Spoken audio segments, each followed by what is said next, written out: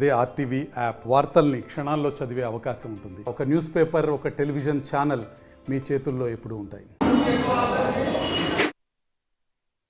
ఎన్నికల్లో మార్పులు రావాలంటే అందరూ ఓటు చేయడం చాలా ప్రాధాన్యత సంతరించుకుంటారు. మన రాష్ట్రాల్లో చూస్తే, దేశంలో చూసినా కూడా 60% కన్నా ఎక్కువ ఓటింగ్ అవ్వట్లేదు. దానివల్ల ఏంటంటే దేశంలో, రాష్ట్రంలో ఓటు బ్యాంకు పాలిటిక్స్ అన్నవి పెరుగుతున్నాయి. మతాన్నో, కులాన్నో, ధనాన్నో ఎర చూపించి ఓటర్లను ఆకర్షితులు చేయడానికి రాజకీయ పక్షాలు ప్రయత్నిస్తున్నాయి. దానికి ప్రధానమైన కారణం ఓటింగ్ పర్సెంటేజ్ తక్కువగా ఉండడం. దీన్ని గనక మనం అందరం కలిసి మార్చాలంటే, ఈ విధమైన మత, కుల, ధన రాజకీయాలను మార్చాలంటే పెద్ద సంఖ్యలో మనం అందరం వచ్చి ఓటు వేయడం చాలా ముఖ్యం. ఎప్పుడైతే 90-95% పోలింగ్ జరుగుతుందో ఈ ఓటు బ్యాంక్ రాజకీయాలన్నవి వాటికి సమాప్తి, వాటికి తెరపడుతుంది. అందువల్ల మీ అందరినీ మీడియా ద్వారా కోరుకుంటున్నది ఏంటంటే, ఎలక్షన్ డే ఎప్పుడైతే అనౌన్స్ చేస్తారో అది ఒక హాలిడే అని మీరు ఎప్పుడు అనుకోకండి. అది ఒక సెలవు దినం కాదు.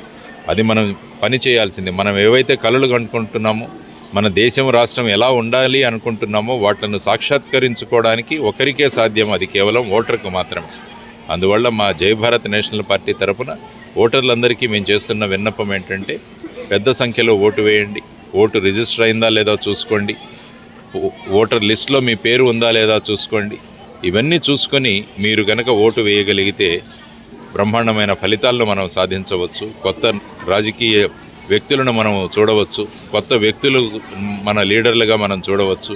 లేకుంటే వీళ్ళే 4.5 సంవత్సరాలకు పైబడి బాగానే ఉంటారు పార్టీలో.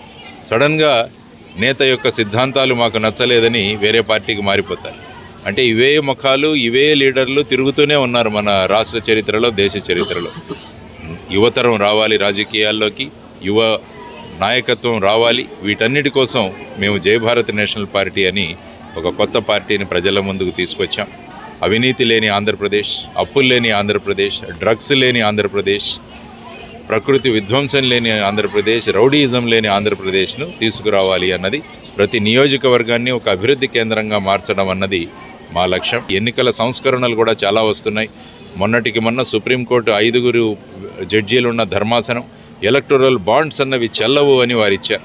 అంటే అనేక కార్పొరేట్ కంపెనీల ద్వారా పార్టీలకు వాళ్ళు ఫండ్స్ తీసుకొని అధికారంలోకి వచ్చాక వాళ్ళ పనులు చేసి పెట్టడానికి ఇది నథింగ్ బట్ కరప్షన్, ఇది అవినీతి, లంచగొండితనం అని సుప్రీంకోర్టే వ్యాఖ్యానించింది. క్విడ్ ప్రోకో అన్నారు వాళ్ళు. అంటే ఇది నాకు, ఇది మీకు అన్న విధానంగా ఈ విధమైన ఎలక్టోరల్ బాండ్స్ అన్నవి చాలా హానికరం. అందుకనే మార్చి 6వ తారీఖు లోపల ఎలక్షన్ కమిషన్ ఏ పార్టీకి ఎవరి దగ్గర నుంచి ఎంత ఫండ్స్ వచ్చాయో అన్నది వాళ్ళ వెబ్సైట్లో పెట్టమని ఇచ్చారు. అందువల్ల supreme court chief justice Dhananjaya Chandrachud గారికి, మిగతా 4 జడ్జీలకు కూడా ప్రజలందరి తరఫున జై భారత్ నేషనల్ పార్టీ తరఫున నేను వారికి కృతజ్ఞతలు తెలియజేసుకుంటున్నాను. ఎంతోమంది యువత వస్తుంది. వాళ్ళ అప్లికేషన్లన్నీ చూస్తున్నాం. ఎన్ని సీట్లు వస్తే అన్నిట్లలో మా క్యాండిడేట్లు నిలబడతారు ఖచ్చితంగా. నేను ఎందుకంటే మాదొక కమిటీ, ఇప్పుడు నేను పొలిటికల్ పార్టీలో ఉన్నాను కాబట్టి మా అందరి అభ్యర్థిత్వాలని వాళ్ళ దగ్గర ఇచ్చాం. నాకైతే మటుకు విశాఖపట్నంలో పోటీ చేస్తానని వాళ్ళకి తెలియజేయడం జరిగింది. ఆ తర్వాత వాళ్ళు అక్కడ ఉన్న పరిస్థితులను చూసి ఫైనల్గా నిర్ణయిస్తారు. ఆ నిర్ణయానికి నేను కూడా కట్టుబడి ఉంటాను. ఓకే, రైట్, థ్యాంక్ యూ, నమస్తే. మరిన్ని వీడియోస్ కోసం ఛానల్ ని సబ్స్క్రైబ్ చేయండి. లేటెస్ట్ అప్డేట్స్ కోసం వాట్సాప్ ఛానల్ ని ఫాలో చేయండి. అండ్ లింక్ డిస్క్రిప్షన్ లో ఉంది.